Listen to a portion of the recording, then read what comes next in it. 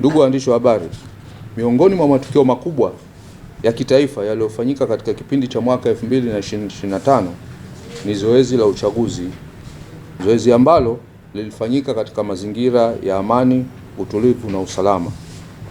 Jeshi la Polisi kwa kushirikiana na vyombo vingine vya ulinzi na usalama lilitekeleza majukumu yake kikamilifu kwa kuzingatia misingi ya taaluma, sheria na haki za binadamu. Ulinzi uliimarishwa katika vituo vya kupigia kura, vituo vya kuhesabia kura, mikutano ya kisiasa pamoja na maeneo mengine muhimu. Tunapenda kutoa pongezi kwa wananchi wote wa Zanzibar kwa kuonesha ustaarabu, uvumilivu na uzalendo, hali iliyosaidia zoezi la uchaguzi kufanyika kwa mafanikio bila kuvurugwa kwa amani na usalama wa nchi. Aidha, tumeshuhudia mafanikio katika kupambana na makosa ya jinai na wahusika wa makosa hayo wameendelea kuchukuliwa hatua za kisheria kwa mujibu wa sheria za nchi.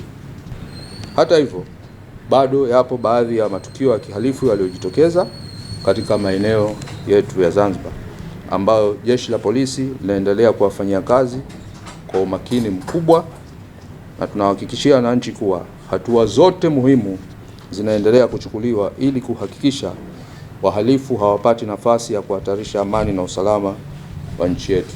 Kwa kipindi cha Januari hadi Disemba 2025, jumla ya makosa makubwa ya jinai yaliyoripotiwa katika vituo vyetu yalikuwa ni 2386 ikilinganishwa na makosa 3145 kwa mwaka wa 2024.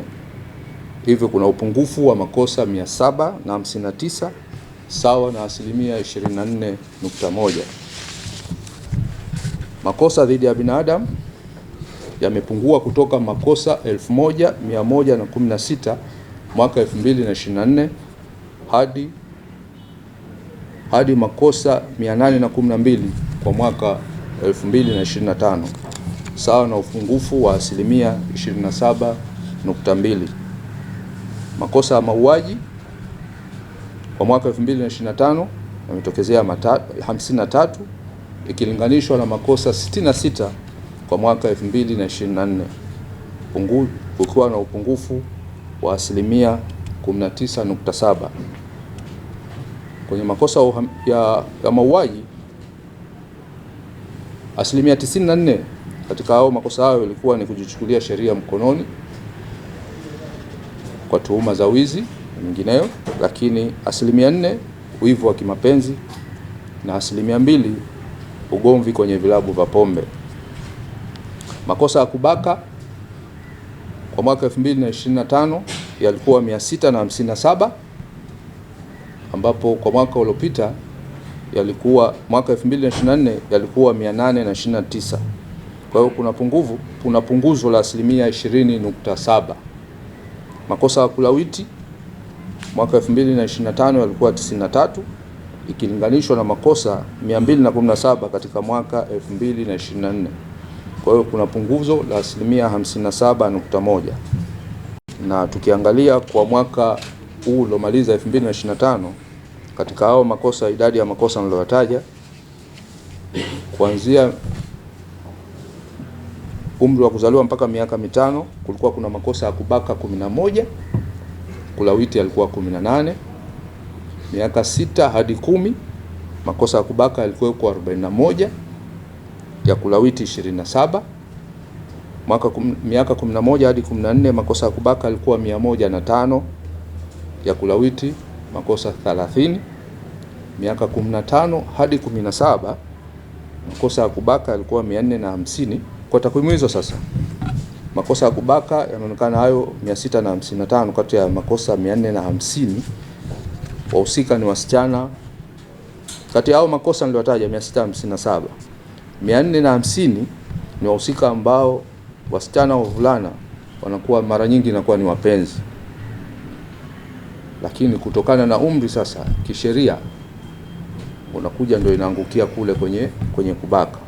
Kwa hivyo ukiatoa hayo, kama ingekuwa hapo hiyo sheria haiko kama hivyo ilivyo, basi makosa ya kubaka pekee tungepata 207. idadi imekuwa kubwa. Tukiangalia hapa kwenye age hii, mtu anakuwa na mpenzi wake, lakini kutokana na sheria ilivyo inahesabika ni kubaka.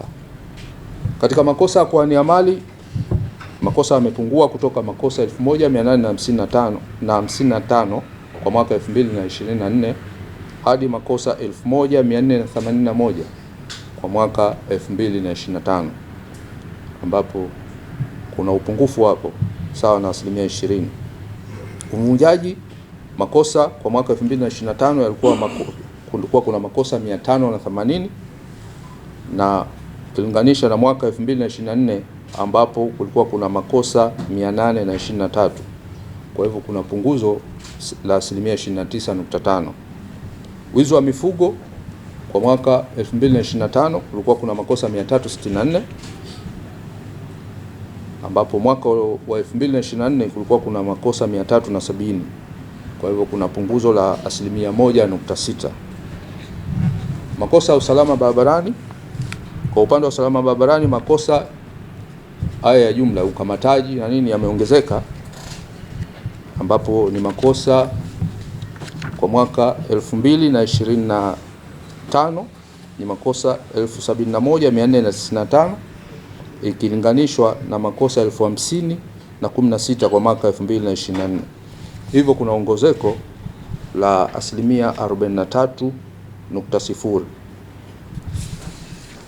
Kwenye matukio ya ajali, yale nisema makosa ya barabarani, yale mchanganyiko, huyu kazidisha, huyu kafanya nini, hajafanya.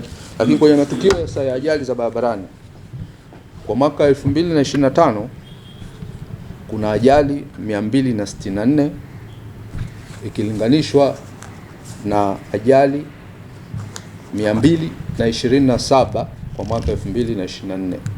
Kwa hiyo tutaona kuna ongezeko hapo.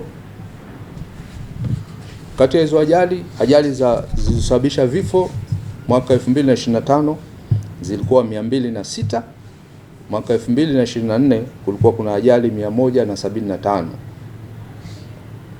Katika ajali hizo walokufa watu 233 kwa mwaka 2025, wakati katika mwaka 2024 waliokufa katika ajali walikuwa ni 199. Kati ya hao waliofariki, wanaume walikuwa 210 kwa mwaka tuliomaliza 2025, lakini 2024 walikuwa wanaume 129. Wanawake walikuwa 23 kwa mwaka uliomaliza, lakini mwaka 2024 wanawake walikuwa ni 18. Waliojeruhiwa katika ajali hizo walikuwa ni 258 kwa mwaka tuliomaliza 2025. Mwaka uliopita ilikuwa 259. Wanaume walikuwa ni 211 mwaka uliopita 25. 24 walikuwa 187. Wanawake ni 47 mwaka uliomaliza mwaka 2024 walikuwa 72. Kutokana na takwimu hizo, bado ina maana sisi polisi kama jamii yetu inapaswa tutafakari kwa kina kutokana na ajali hizo ambazo zinatokea barabarani.